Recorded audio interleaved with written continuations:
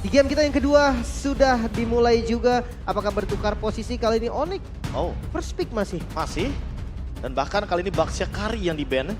Apakah nanti akan ada satu slot ban yang harus terbuang hanya untuk Luoyi melihat bagaimana surprise pick yang dibawakan oleh Rebellion cukup efisien. Hampir semua diversion yang berhasil connect dengan hero-hero dari Rebellion itu ada poin killnya. Kecuali yang terakhir.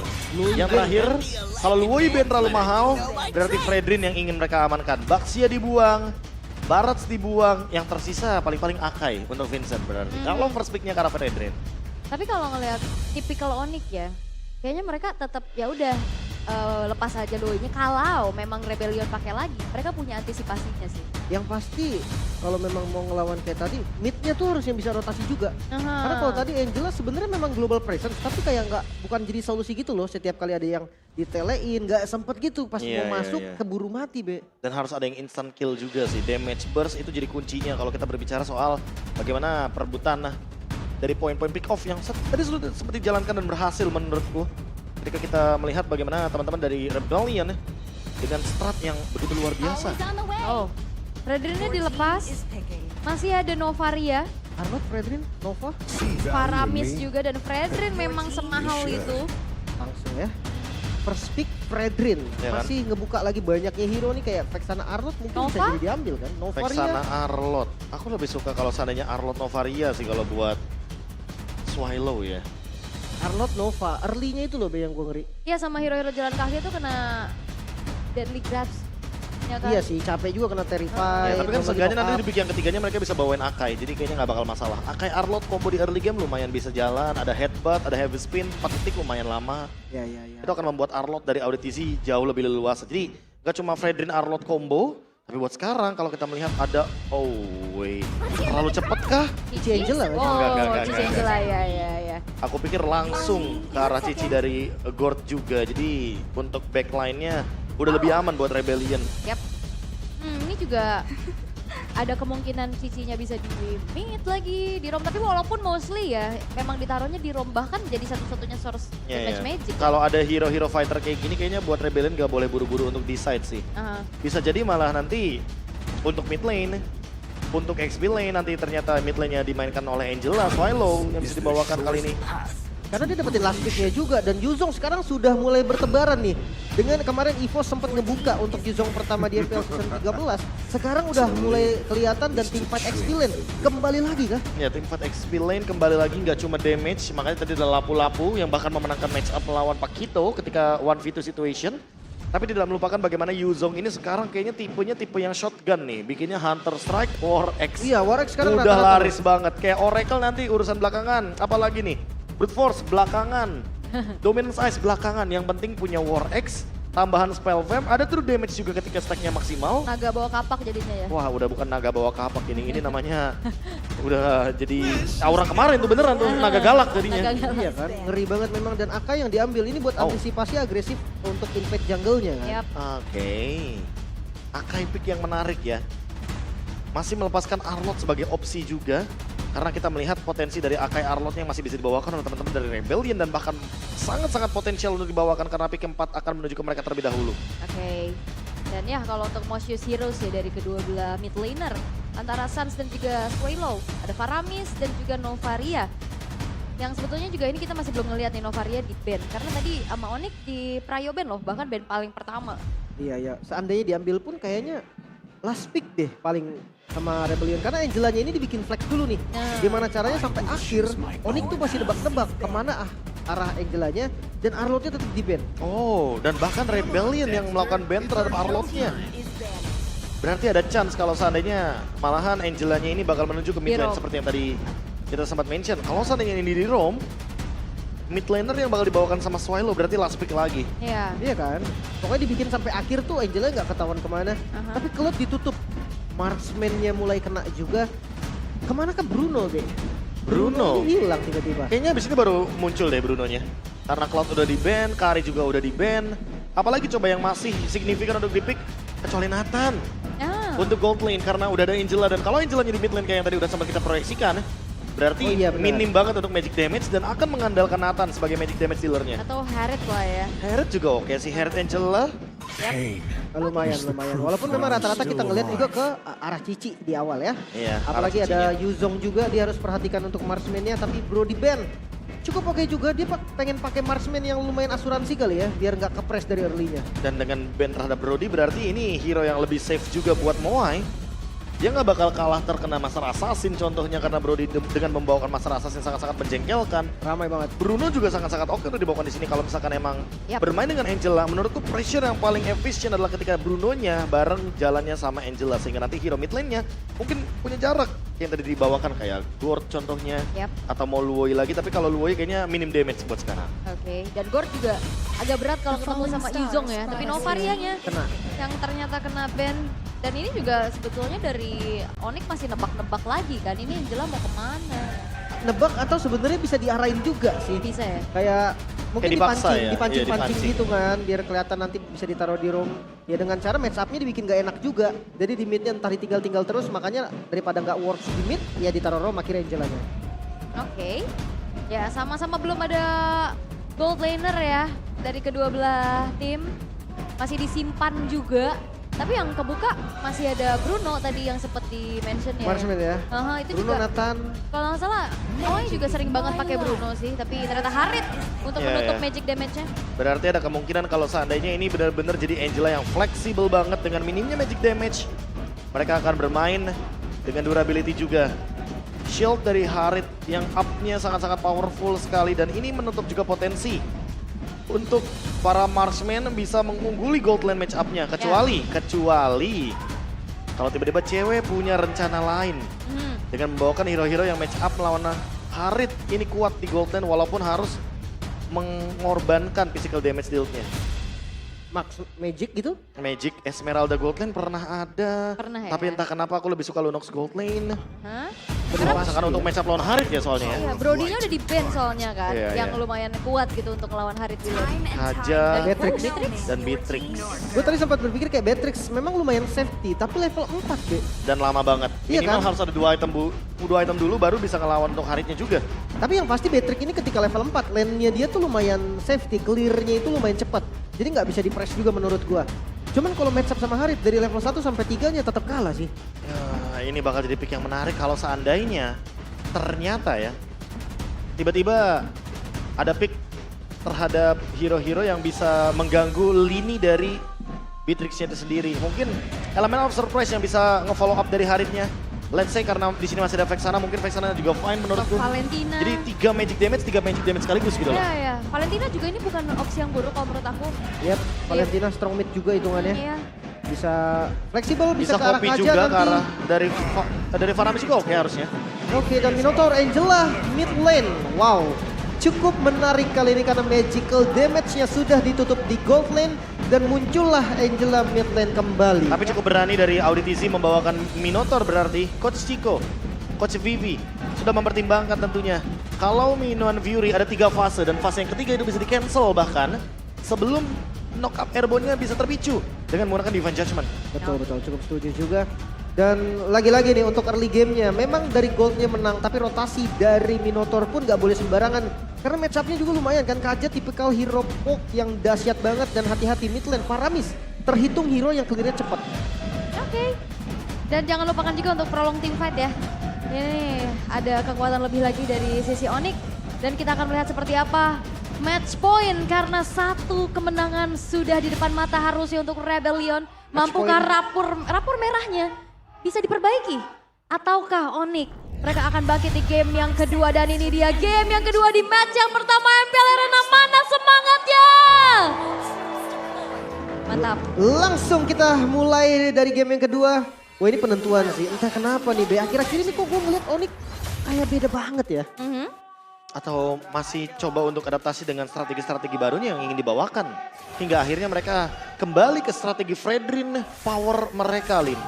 Jadi nggak jauh-jauh dari emang referensi hero di Scream yang lagi power dan memang win rate nggak bohong berarti. Fredrin, hero-hero tank jungle masih sangat-sangat menguasai lini hutan dari Land of Dawn. Bentar, ini berarti dengan Netherrealm dijawab prolong team fight-nya dengan adanya 2 efek heal ya? Iya. Salah satunya Flask of Theosis yang harusnya dimiliki oleh Swallow. Karena biarkan Auditizi yang nanti bakal ngebadanin semua damage yang akan dibawakan oleh Onyx. Kalau kita melihat juga dari segi emblem pemilihannya, basic common emblem, Inspire, dan bahkan Wilderness Blessing, serta adanya Brave Smite, biar lebih kuat juga ketika lagi tim fight jangka panjang seperti ini contohnya. Flicker. Wah, satu buah flicker di trigger kali ini membuat dari Suns harus mundur perlahan. Keyboy masih coba untuk berada di lini paling depan, namun poking damage yang tidak berhenti yang dilakukan oleh Rebellion ini membuat Onyx harus sedikit menurunkan agresivitasnya. Yang agak berbeda Moai pakai Tenacity loh, nggak Festival of Blood ya. Iya. Kalau kita melihat dari beberapa referensi permainan Harit mungkin kita akan melihat Festival of Blood agar lebih kuat lagi ketika match up di area laningnya. Tapi seperti jawaban dari Moai karena concentrated energy dan juga Starlim udah cukup nih Lim. Kayaknya nggak perlu ada Festival of Blood lagi deh. Iya, tapi landingnya nggak bisa recover banget berarti ya. Iya, dia bermain dengan Tenacity aja. Dia bermain dengan defense status. Agar nantinya ketika ada ganking, setidaknya Zaman Force bisa menjadi penyelamat. Oke, tapi untuk sejauh ini mereka udah mulai berkutat di area top lane nih. Dengan adanya Turtle yang pertama juga sudah muncul. Setup sudah mulai dilakukan perlahan-lahan dengan adanya Kairi di lini paling depan. Namun Vincent juga cuman presensi aja dia, gak ngapa-ngapain juga. Oke, jadi level 5 sepertinya untuk Kairi. Tapi kayaknya Rebels gak bakal kasih. Karena udah langsung di setup nih, udah 4 member yang turun. Tapi lihat posisi Kibo yang bagus banget. Yap, Keyboy kali ini sudah mulai coba untuk mencari informasi. Tapi Kairi bakal coba untuk di-commit. Pressure Rod sudah mulai dibuka, hard guard yang masuk ke dalam tubuh dari seorang Kars. Mencoba untuk mengacak-acak lini belakang sehingga ada space yang diberikan. First blood didapatkan Kars yang tumbang dan Vincent membayarkan hadiah first blood tersebut dengan adanya satu buah turtle yang didapatkan dan bahkan Boots yang harus bertukar nyawa kedua belah X-Blader. Tapi lihat bagaimana Keyboy dengan Edding Van Jat menuju ke seorang Swallow. Tidak ada pop damage dan Swallow-nya masih bisa selamat. Tapi Shadow Stampede dan Ghostbusters yang begitu menyakitkan membuat Swallow pun harus tumbang. Belum level 4 dari Suns ketika turtle pertama tadi muncul dan di kontes. Lagi-lagi keputusan yang cukup tepat dari Rebellion. Mereka tabrak ke zoning out bertiga bahkan. Dan ditambah dengan retribution yang secara paksa dilakukan oleh Kairi tadi karena dia dikejar gara-gara Kars dan juga combo bersama dengan Swallow. Ini dia, Cici Angela. Yang tentu sangat menjengkelkan dengan zoning out yang tidak nanggung-nanggung sampai lini belakang pun dia akan zoning. Dan ini yang membuat bagaimana keuntungan dari Rebellion juga tidak rugi-rugi banget nih untuk sampai dengan saat ini. Walaupun goldnya di leading sama Onyx. Tapi dengan early game seperti tadi ya, membukakan sedikit potensi. Kalau permainan dari Onyx dengan kajanya ini malah bisa menjadi salah satu solusi. Ketika nantinya teman-teman dari Rebellion sangat kuat dengan team fight paksanya. Atau jangan-jangan Divine Judgment-nya hanya untuk kiting. Sehingga ketika Divine Judgment sudah digunakan dan nanti akan ada hard guard. Teman-teman dari Onyx gak bakal all in tapi mereka menunggu untuk team fight selanjutnya. Biar lebih pasti. Divine Judgment kali ini komit udah sekarang Auditisi, Hardguard dan bahkan Nivirus masih ada belakang. Buy one get one dan Swallow harus mengikuti jejak Auditisi untuk tumbang. Kali ini Kairi dan Keyboy betul-betul mengeksploitasi jungle juga yang dimiliki oleh Vincent. Agresivitas kelihatan banget. Cewek join tadi ke arah mid lane dulu. Dia clear bareng sama Suns dan akhirnya dia jalan bareng juga ke bawah. Akhirnya terjadilah formation game dan midnya terlepas tampaknya. Oh, platingannya terlalu banyak. Ini dia minimnya ketika kita berbicara soal Angela dan juga Minotaur 2 support di area mid lane. Otomatis untuk clearing powernya tidak akan maksimal. Sementara untuk Vincent, kalau dia nge-clear wave di area mid lane, ya udah pasti nggak bakal 100%. Gold bonus yang bisa didapatkan karena dia pemegang retribution. Dan sekarang sudah mulai terjadi adanya keramaian juga. Satu buah outer middle turret bakal coba untuk dipertahankan walaupun Imang udah setitik lagi ya. Masih aman lah ya. Masih tinggal satu hit lagi tapi belum hancur. First item plus of the office langsung. Wow. Oke. Karena mungkin sebagai mid laner, jadi levelnya cukup mumpuni. Dan cukup berbeda dengan Auditisi. Yep. Kalian Divine Judgment. Oh, Divine Judgment dan juga Flicker kali ini efek down dan bahkan akan coba dikembalikan keadaannya. Satu buah retribution kembali hadir dari Vincent yang berhasil untuk bisa mendapatkan turtle yang kedua. Tapi dalam sudah mulai diaktifkan, Vincent yang bakal coba untuk mundur, Harga tidak menyelamatkan nyawanya dan bahkan Moai hadir dengan satu buah Zaman Force namun dari arah belakang Randall Rapati. Moai-nya masih bisa bertahan tapi Kairi begitu kuat di lini paling depan dan dipaksa untuk mundur. Keyboy is coming dan bahkan satu buah Furious Dive mempanis keberadaan dari Moai. Turtle kembali ditukar dengan point kill. Onyx memang nggak bisa dapetin turtle-nya, tapi lagi-lagi dengan keunggulan gold yang mereka miliki sekarang, ini membuktikan bahwa turtle atau objektif yang diamankan sama Rebellion seakan percuma. Iya, jatuhnya karena nggak ada pertukaran dari segi point kill dan Flash of the Assist juga seolah jadi percuma. Bayangkan kalau udah fleeting time duluan juga Lim. Ini dari satu point kill Rebellion, kalau nggak bertambah sama sekali mereka akan sangat-sangat dirugikan. Karena makin lama juga untuk build up dan snowballingnya akan terhentikan ketika sesaat mereka mendapatkan turret demi turret yang bisa digerogoti. Sama seperti ini contohnya. Lagi-lagi Divine Judgment Heartguard sudah mulai tertrigger, akan dikembalikan keadaannya karena Curtain Skull Connect karena dua orang sekaligus dan bahkan satu buah Netherrealm dan Kar tidak terselamatkan. Swallow kembali menjadi buy one get one yang bisa diamankan oleh Onyx. Ini gue lihat Angela udah jadi masalah nih 2 game nih ya. Di game pertama tadi kayak terlambat backup atau damage-nya ternyata nggak bisa ditahan. Dan di game kedua sekarang terbukti lagi nih Angela yang mau coba counter metode pick off itu nggak berjalan dengan baik. Ya dan lihat agresif lane dari Boots seperti biasa. Ketika kita melihat adanya top lane yang coba buat di engage oleh teman-teman dari Onyx. Boots juga nggak mau show up sama sekali karena tadi udah dapat informasi. Yang di top lane cuma 3, sementara di bottom lane potensial banget untuk ada 2 pemain yang bisa melakukan ganking juga ke area XP lane. Tapi yang paling terpenting adalah bukan di Angelanya menurutku, tapi di bagaimana kiting yang dimainkan sama Onyx.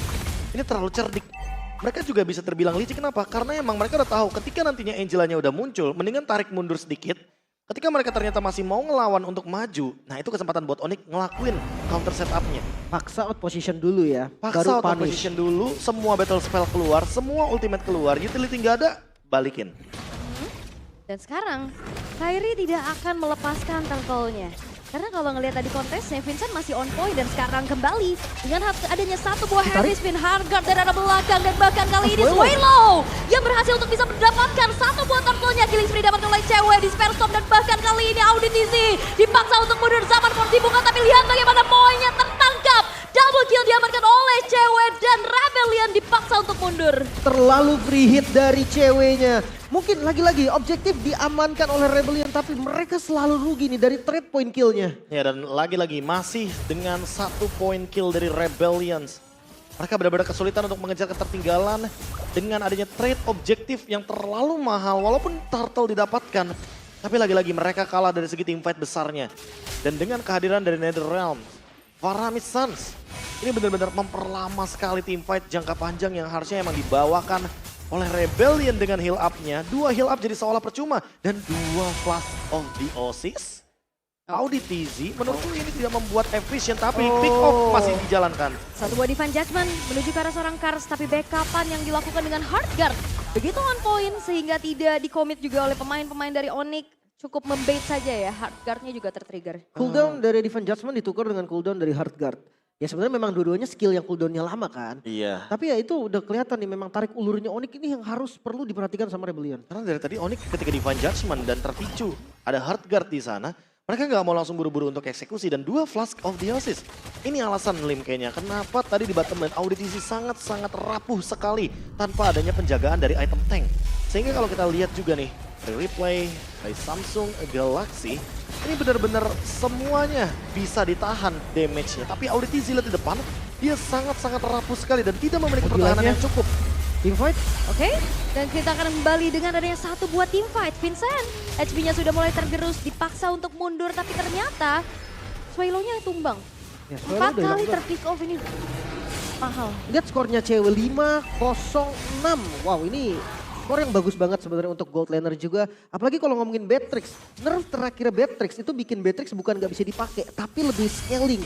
Dan sekarang scalingnya kayaknya udah sukses deh. Ya, scalingnya terbilang berhasil, apalagi dengan 5.700 gold perbedaannya. Onyx bisa leading lebih jauh lagi menuju ke 8.000 gold dengan Lord yang pertama. Tapi kayaknya lagi dan lagi Onyx adalah tim yang sangat-sangat mengkalkulasi semua hal. Sekalipun ada Lord dengan perbedaan gold seperti ini, point kill seperti ini, mereka nggak mau buru-buru. Mereka mau yang lebih pasti. Mereka mau team fight dulu, mereka mau pick off dulu, mereka mau hero-nya dulu, baru mereka amanin Lordnya. Yap. Dan sekarang bakal ada setup yang sudah dilakukan juga oleh Kairi. Suns mencoba untuk sedikit mendealing damage kepada Vincent. HP-nya udah nggak full dan kembali. Ini mereka cukup waspada dengan kehadiran dari Keyboy. Dan Keyboy sudah mulai menunjukkan dirinya. Lordnya bakal coba untuk di-commit tapi heavy spin dihindari dengan cukup baik. Dengan satu buah flicker dari Keyboy. Tidak ada heavy spin, sepertinya sulit untuk bisa mengontes. Tapi lihat bagaimana kali Netherrealm sudah mulai diaktifkan. Heartguard menuju ke arah seorang Moy yang mencoba untuk menarik dengan zaman yang sudah diaktifkan juga. Black Dragon Form boost tapi Moy-nya tertangkap sudah dan bahkan double kill.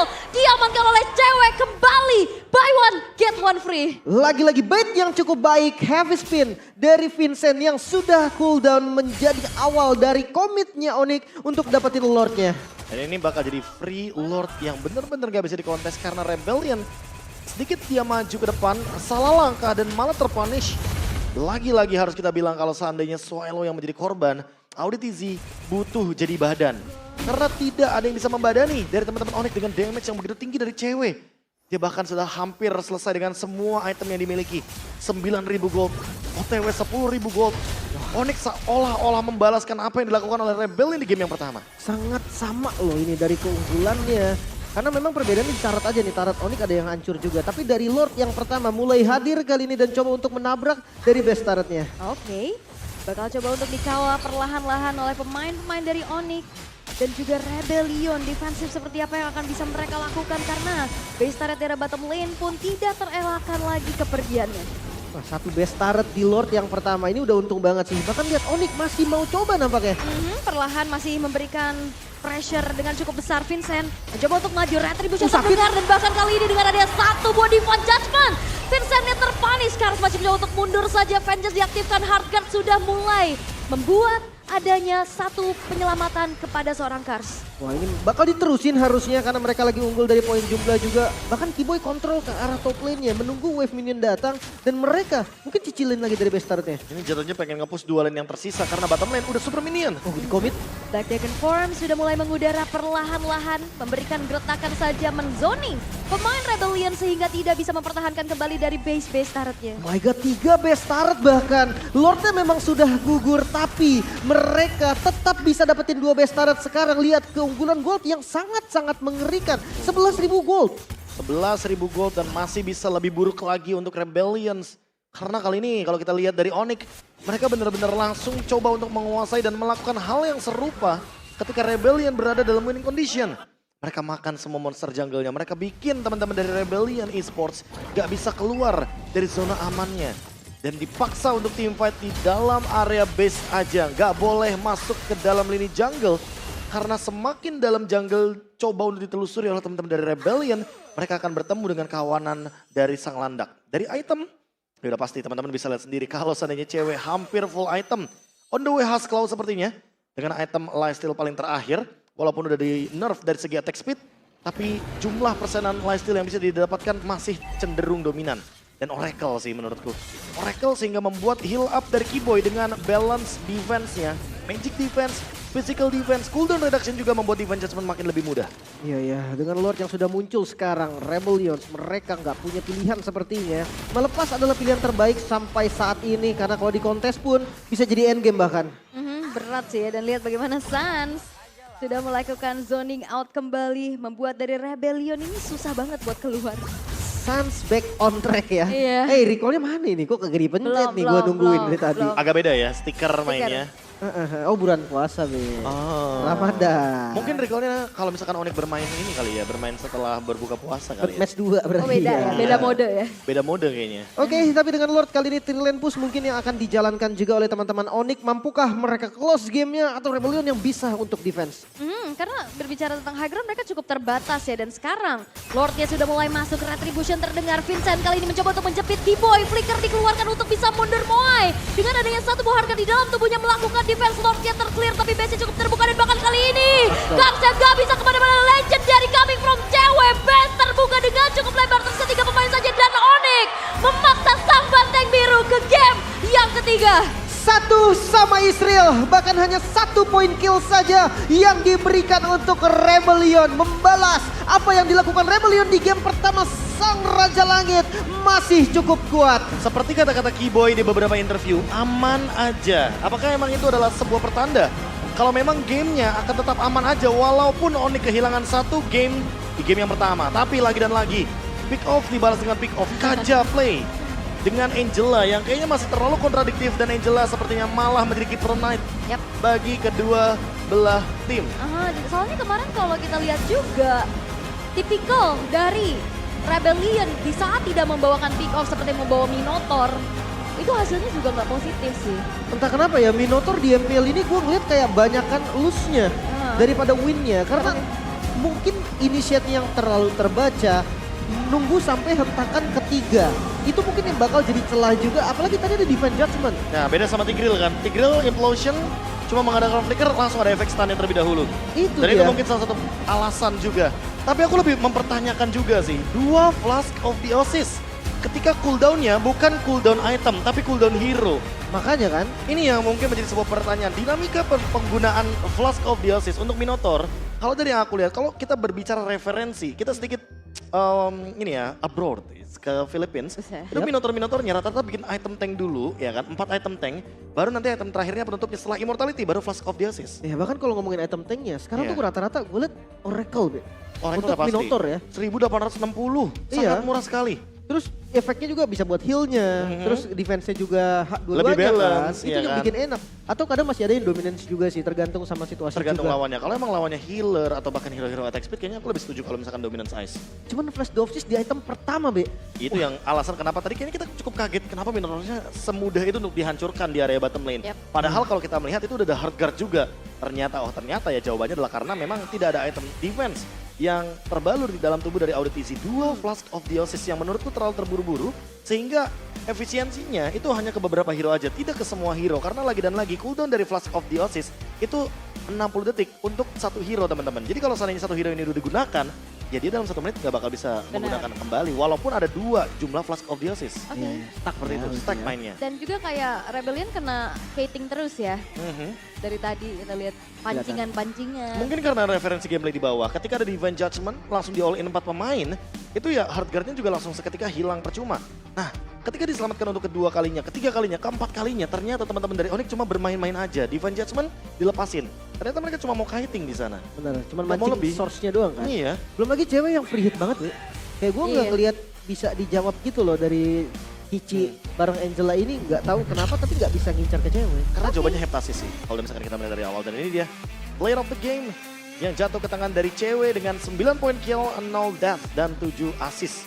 Ini jatuhnya dengan Rapture juga, alasan kenapa dari heptasis, lalu ada Hunter Strike dan juga Maleficnya bisa efisien. Sehingga walaupun ada Cici di depan sana, Cicinya udah pasti bakal rontok secara armornya. Karena kita tahu sendiri, efisiensi dari penggunaan Beatrix ini bermain di penetration Yap. dengan DPS yang tinggi. Dan main area of effect banget sih dari Onyx ini. Ya lumayan setuju juga. Tapi ya 3 penet memang ini jadi jawaban sih untuk nerfnya Beatrix di terakhir kalinya. So ini dia untuk replaynya, kita bahas sedikit dari highlightnya. Mungkin di awal gue ngeliat masih ngelawan sebenarnya, Be. Tapi tiba-tiba kayak setelah turtle dan trade yang gak bagus, itu langsung hilang tempo. Iya, apalagi kalau kita melihat dari segi point kill-nya ya. Ini point kill-nya cuma ditukarkan dengan boots, tapi pertukarannya itu udah kayak jadi 4-1, 2-1. Terus tiba-tiba kita ada di era 7-1 kill. Jadi kayak pertukaran point kill-nya benar-benar gak adil sama sekali bagi teman-teman dari Rebellion. Ketika mereka lagi dan lagi selalu mendapatkan pundi-pundi objektif yang sepadan gitu loh. 3 turtle, perfect turtle. Tapi bayangin, perfect turtle aja Onyx masih mampu gitu loh untuk menangin tim fight besarnya. Dan Moai beberapa kali dia membuka Zaman Force tapi dia diusir jauh dari area Zaman Force-nya. Sehingga efisiensi dari Chrono Dash gak bakal berjalan dengan apa yang harusnya dia mungkin memiliki dari power Harit. Dan entah kenapa kalau kita melihat dari game pertama tuh Rebellion berani menekan dari early game karena memang mereka mendapatkan turtle objektif itu yang pertama dan mereka menang point kill. Tapi di game yang kedua mereka tidak mendapatkan point kill tersebut sehingga lagi dan lagi poin objektifnya wasted, percuma untuk didapatkan. Ya kelihatan banget ya. Bahkan untuk close game-nya pun gak buru-buru, Be. Ini sebenarnya kalau mau fokus objektif aja cuek, ceweknya dapet sih kayaknya. Dapat. Karena kan heavy spin udah gak ada, udah banyak source keluar. Iya, dan di zoning terus kan sama kehadiran dari Boots dengan menggunakan satu Black Dragon Form. Dan ternyata Suns hingga akhir selalu penyelamatan dengan menggunakan satu Netherrealm. Ini kayak jadi jawaban juga nih Lim dan juga Aul. Melihat bagaimana potensi tim fight jangka panjang yang dibawakan oleh Ya, yang menarik banget ya. Tapi gue ngeliat juga nih kalau dari Kiboy beberapa kali sempat kejedot juga dia sama heavy spin. Jadi flicker ke depan niatnya mau narik di Vincent-nya, tapi malah ke